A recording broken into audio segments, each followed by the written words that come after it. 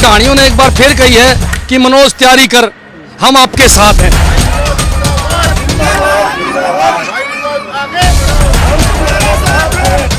बहन जी के बुलावे पे सब लाना है, हमारी बहन जी के हाथ मजबूत आपने करना है, मुख्यमंत्री वाली कुर्सी पे बिठाना।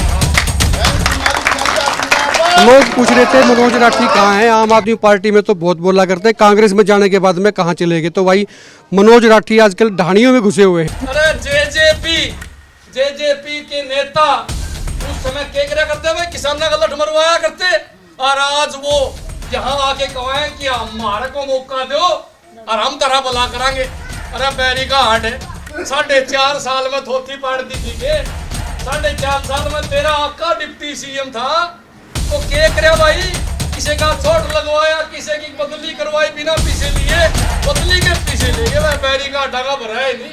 जग्गाबाड़ा में इस वक्त हूँ, शहर वाले लोग बात देख रहे थे मनोज राठी कहाँ है। इलेक्शन का टाइम आ गया, 2 महीने बाद में इलेक्शन है हरियाणा में, है ना। मनोज राठी कहाँ है? तो मनोज राठी तो ढाणियों में घुस रहा है। बिल्कुल बिल्कुल, ढाणियाँ मेरी हैं जी। देखो, इन ढाणियों ने पहले मेरे को प्यार दिया है। जिला परिषद में मैं जग्गाबाड़ा गांव मेरा वार्ड में था, और मैं पूरे वार्ड ने बड़े प्यार से 8,500 वोट दिए, 3,500 वोटों से मैं जिता के निकाला जी इन ढाणियों ने। अब ढाणियों ने एक बार फिर कही है कि मनोज तैयारी कर, हम आपके साथ हैं। हमारी ढाणियाँ में 40,000 वोट हैं और निर्णायक वोट हैं। ये ढाणियाँ ही फैसला करती हैं कि कौन जीतेगा और कौन हारेगा। आपने तो बेरा है, ढाणियों ने हमेशा शहर वालों को वोट दिए हैं, इसलिए अब की बार ढाणियां वाले वोट शहर से मांगेंगे उल्टे। बड़े नेता जो है ना आजकल बड़े बड़े गम में घुस रहे हैं, तो मनोज राठी जो है नीचे नीचे नीचे नीचे ढाणियों में चल रहा है। देखो, ढाणियां तो मेरा कर्म क्षेत्र है जी, यहीं पढ़ा बड़ा होया, यहीं खेला कूदा, और यहीं से मैंने पहला चुनाव लड़ा, तो मेरा काम भी यहीं से शुरू करना है। भाई मेरे सारे साथियों ने कही कि आप ढाणियों से स्टार्ट करो, तो हमने ढाणी बुखारी से शुरू कर दिया, और अब सारी ढाणियों में जावांगे, और उसके बाद में शहर में जावांगे, फिर बड़े गांवों में जावांगे। अच्छा, सीधी सी बात ये आपने 2 बड़ी बात कही। एक तो ये कहा कि भी कुमारी शैलजा अगली मुख्यमंत्री बनेगी, पहली बात तो ये। दूसरी ये कही कि तभी 4.5 साल लड़ाई खा के इसमें आगे सारी पार्टी में आगे। वो किस्सा के नाम तो लिया ही नहीं उसका। देखो, सब ने पता है, मैं तो इस बात खातर कौन कहूँ भाई 4.5 साल वो मलाई खा के फिर क्यों आगे। मैं तो एक बात कहना चाहूँ कि किसी आदमी को अगर सत्ता में मौका मिले, किसी आदमी का मालिक सीएम या डिप्टी सीएम बने, तो उसको जनता के काम करने चाहिए ठोक के।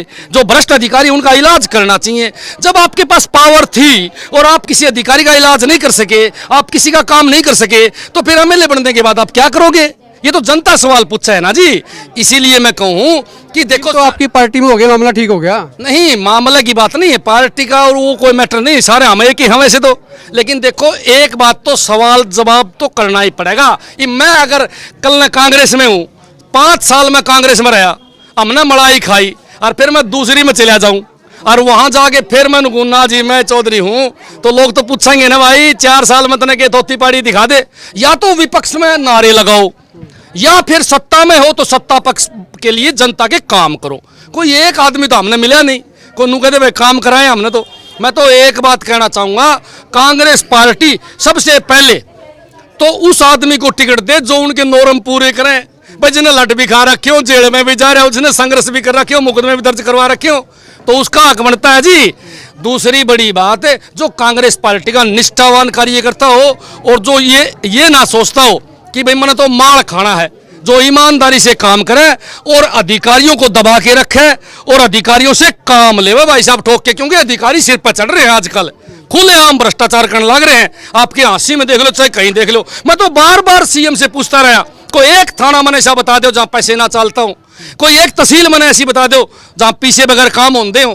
तो अगर हमने मौका मिला तो हम ये सारा काम बंद करके दिखाऊं भाई साहब, ढाणी वालों की सहायता से। आखिरी सवाल ये है, कुमारी शैलजा का आपने कह दिया मुख्यमंत्री बनेगी, तो अब की बार शैलजा सरकार, अब की बार हरियाणा करे पुकार। कैसे कह दिया? तो एमएलए डिसाइड करेंगे। अच्छी बात करो भाई साहब। चौधरी भजनलाल की 67 सीट आई थी, किसने डिसाइड किया था? डिसाइड किया था हाईकमान ने। कांग्रेस पार्टी के अंदर हाईकमान फैसला करेगी कि किसको मुख्यमंत्री आपके कान में बता गई है भाई शैलजा बनेगी, कैसे बात हुई है? बनागी, हमने बेरा है। बाबा भोलानाथ ने बताई थी कि बहन कुमारी शैलजा मुख्यमंत्री बनेगी। साला सर गए बाबा हनुमान ने भी यह बात बताई कि बहन कुमारी शैलजा मुख्यमंत्री रहेगी। देखो, हम तो देवी देवताओं की मानना भाई साहब, देवी देवताओं ने कह दिया, हुक्म हो गया, उड़त है, बहन जी मुख्यमंत्री बनेगी, हम तो जुट गए जी इस काम पर। शुक्रिया बात करने के लिए। कुमारी शैलजा को मुख्यमंत्री का एजेंडा मनोज राठी का और डाणिया से इनकी शुरुआत हो चुकी है। कई तरह के तंज भी कसे हैं और भी यहाँ लोग हैं गांव के। आप इसी यहीं से हो जगह बड़ा? यहीं से हैं जी, जगह बड़ा से। राठी का क्या ढंग है? ठीक है जी, बहुत बढ़िया, अच्छी हालात हैं, हम इनके साथ हैं। टिकट दे दे इसने शैलजा पार्टी? इसी को देंगे। हाँ जी। आप इसी गांव से हो? हाँ जी, मैं जग्गावाड़ा पंचायत से हूँ जी, गांव डाणी बुखारी, जग्गावाड़ा भीमनगर। तो थारा गाँव में घुस रहा मनोज राठी, शहर वाले ढूंढने लग रहे वाला मनोज राठी का। मनोज राठी को नहीं घुसरा जी, मनोज राठी का जन्म डाणिया में होया जी, लालपुरा गांव से जी भाई मनोज राठी जी। महाराज जी डला बगावा तो लालपुरा जाकर पहुंचा जी। तो महाराज जी एक दान रोटी टूटा सारा की आपसी भाईचारा तालमेल इतना बढ़िया है जी। बैठ गिंडी खेला तो हम मनोज और न रुक के मार के बोला आज शाम ने खेलेंगे भाई 3:30 बजे आज जी हो जी। मनोज तो कोई दूसरा है कौन जी, हमारा डाणिया का ही है जी। जग्गावाड़ा, डाणी बुखारी, भीमनगर, शेखपुरा, जितनी भी आसपास की डाणियाँ हैं, दयाल सिंह कॉलोनी है ये जी, प्रेमनगर, आसी का जो ग्रामीण क्षेत्र है जी, 84 डाणी हांसी के बाहर। सारी जी मनोज राठी के साथ में है जी, तन मन धन से जी। आप भी इसी गाँव में हो? आगे आ जाओ। बहुत बड़ा भाषण दिया मनोज राठी का, सुना था? हाँ जी बिल्कुल सुना है कि मैं समझ में आया कि क्या है? बिल्कुल बहुत बढ़िया बातें कही हैं इसने। और हम देखो मनोज राठी जी के साथ हैं। हमने बहन कुमारी शैलजा को मुख्यमंत्री बनाना है। शैलजा को मुख्यमंत्री बनाना, मनोज राठी को विधायक बनाना, इन लोगों का एजेंडा यही। डाणियों में मुंह एक दो लोगों से और बात कर लेते हैं। काफी सारे लोग भी यहाँ पे बैठे हैं। इधर हो जाओ भाई।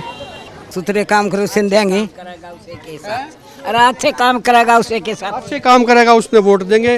वीडियो को शेयर करें, खुल के कमेंट करें और आप देखते रहे एक मत पोस्ट। आज बीजेपी के अंदर नौकरियां नहीं मिलने लग रही हैं।